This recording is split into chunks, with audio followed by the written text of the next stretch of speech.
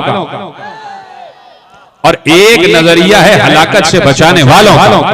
मुझे ये बताइए, जो वारिसे फर्श अज़ा है वो जिक्र किसका सुनना चाहेगा, हलाक होने वालों का या हलाकत से बचाने वालों का? तो अब जो वारिस है उसकी इजाजत से उसी के दादा का जिक्र, उसी के अबू जद का जिक्र, उसी के शेर जैसे आलिम दादा का जिक्र, और वहीं से बात आगे बढ़ाऊंगा जब मौलाना ने बात छोड़ी थी। देखिए, एक वाहिद अली है, अभी मौलाना ने हवाला दिया। देखिए, सिंधी में बात हो रही थी, मैं आऊं कराची से, मुझे सिंधी उतनी ही समझ आई जितनी मुझे उर्दू समझ आती है। अब आपका इम्तिहान है कि आपको उतनी ही उर्दू समझ में आ रही जितनी समझ में आती सिंधी। अब आपका इम्तिहान है, मैं तो अपने इम्तिहान में पूरा उतरा, अभी चाहूं तो पूरी मौलाना की तकरीर उर्दू में तर्जुमा करके बता। मौलाना ने कहा कि मुस्तदरक अल सहीहैन इमाम हाकिम नेशापुरी जो 405 हिजरी में इस दुनिया से चले गए, उन्होंने अपनी किताब में क्या लिखा, और वहीं से बात आगे बढ़ा रहा हूं। वहीं से मैंने तकरीर का मौजू मुंतखब किया कि जहां मौलाना ने बात को छोड़ा था कि वहीं से बात में आगे बढ़ाऊंगा। उन्होंने क्या कहा, मुस्तदरक अल सहीहैन इमाम अहले सुन्नत हाकिम नेशापुरी, वो कहते हैं कि सहाबा में से किसी ने सलूनी का दावा नहीं किया सिवाय अली। ये भी बात छोड़ी ना मौलाना ने, याद है ना जितने लोग बैठे हुए, का किसी ने रसूल के सहाबा में से सलूनी का दावा नहीं किया सिवाय अली के। अगर इजाजत हो तो बात आगे बढ़ाओ। देखो, मुझसे वादा करो, जुमला मैं देने जा रहा हूं, आखिरी आदमी तक जुमला कबूल करना, और अगर मुंह से ना बोल सको तो हाथ खड़ा करके बता देना कि हाँ भाई बात पहुंच गई है। मुस्तदरक अल सहीहैन इमाम हाकिम नेशापुरी, इरशाद फरमाया कि सहाबा में से सिर्फ अली है कि जिसने सलूनी का दावा किया। मैं 405 हिजरी से पहले आप सबको लेके चलता हूं इमाम हाकिम की खिदमत में, और उनसे अदब से कहता हूं कि यहां से सहाबा ही ने थोड़ी, अंबिया में से भी किसी ने सलूनी का दावा नहीं। सलामत रहे आप,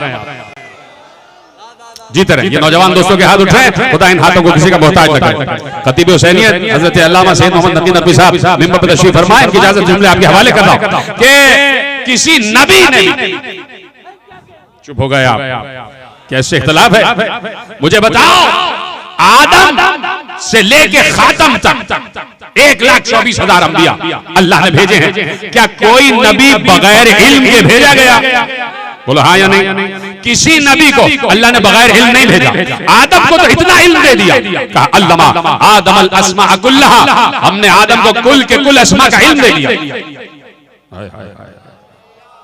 हमने आदम को कुल के कुल अस्मा का इल्म दे दिया। अल्लामा आदम अल अस्मा कुल्लहा, हमने आदम को इल्म दिया। हमने नूह को भी बगैर इल्म नहीं भेजा, हमने इब्राहिम को भी बगैर इल्म नहीं भेजा, हमने मूसा को भी इल्म के बगैर नहीं भेजा, हमने ईसा को भी इल्म के बगैर नहीं भेजा, और हमारा जो महबूब है वो तो सबसे बड़ा आलिम है। मुझे ये बताओ कि भाई सलूनी तो बहुत बात की बात है, अल्लाहु अकबर, सलूनी तो बहुत दूर की बात है। क्या आदम ने ये कहा कि मैं शहर इल्म हूं?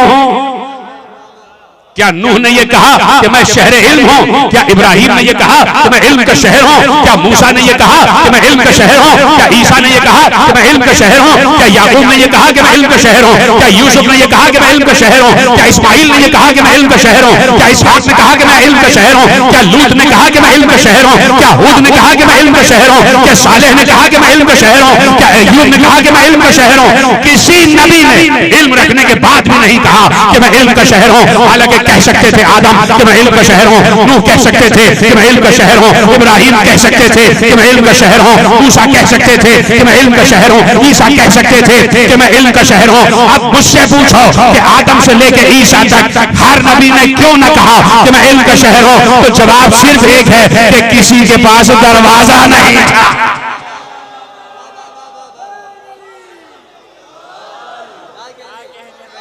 जीते रहें, सलामत रहें आप। किसी के पास दरवाजा नहीं था, किसी के पास बाबुल इल्म नहीं था।